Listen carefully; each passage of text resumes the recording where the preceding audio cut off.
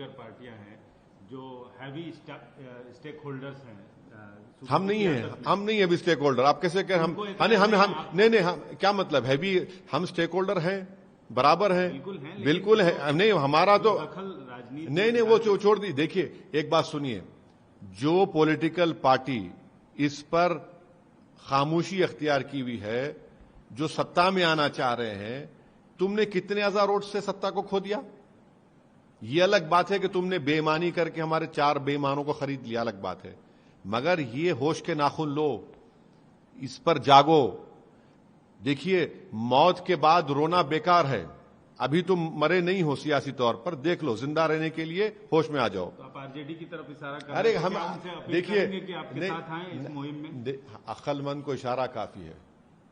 हम देखिए हम स्टेक होल्डर हैं, हमारे पेट में दर्द है तो हमको अजवान खाना है, इसलिए हम अजवान खा रहे हैं। ईसीआई को हमने अपना रिप्रेजेंटेशन भिजाया है। हम उम्मीद करते हैं कि ऑनरेबल इलेक्शन कमिश्नर हमारे रिप्रेजेंटेशन को देखेंगे, पढ़ेंगे, हमारे कंसर्न्स को एड्रेस करेंगे, क्योंकि जब ये डेमोक्रेसी का एक बहुत बड़ा फेस्टिवल है और मेरा हथियार तो वोटर है ना।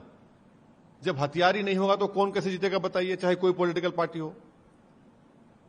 अच्छा, लगे हाथ जब ये भी हम जानना चाहेंगे कि सीमांचल से बाहर निकल के आप चुनाव लड़ेंगे, क्योंकि अभी तक देखिए अभी तक हमारे प्रदेश अध्यक्ष अख्तर ईमान साहब ने ये कोशिश कर रहे हैं कि बीजेपी को सत्ता में आने से एनडीए को रोका जाए। इसलिए उन्होंने मुख्तलिफ पॉलिटिकल पार्टीज के, उन्होंने मुझसे जो कहा है, कह रहा हूं, उन्होंने बात की है।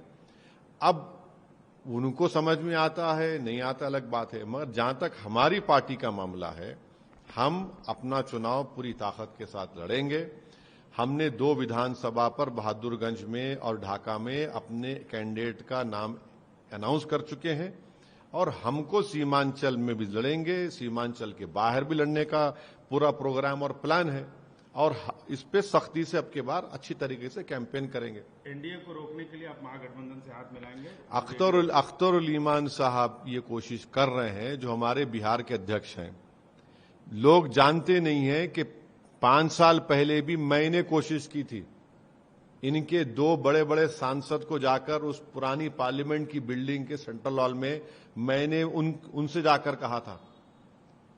अब अभी भी अख्तर ईमान साहब कोशिश कर रहे हैं कि हम भी नहीं चाहते कि भाजपा या एनडीए जीते वहां से।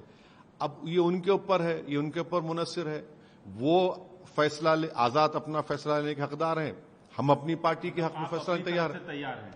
हम देखिए हम तो इलेक्शन लड़ेंगे, चाहे अकेले लड़ें चाहे महागठबंधन के साथ लड़ें, ये नहीं मालूम ना। देखिए अख्तर ईमान साहब जो कोशिश कर रहे हैं वो कितने कामयाब होते नहीं होते, मगर वो तो कोशिश कर रहे हैं पार्टी की तरफ से, देखिए क्या होता है।